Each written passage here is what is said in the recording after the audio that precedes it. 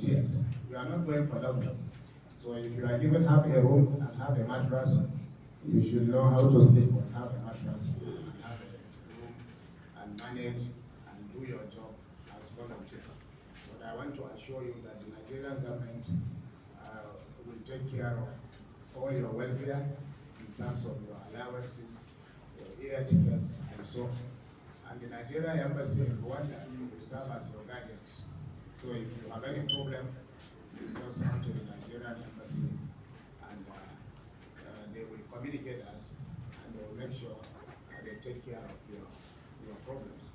You are going out as technical ambassadors. That's why we are giving you our official passports. And so you should serve as great and good ambassadors of Nigeria while you are in Gambia for 2 years. The technical section will take you through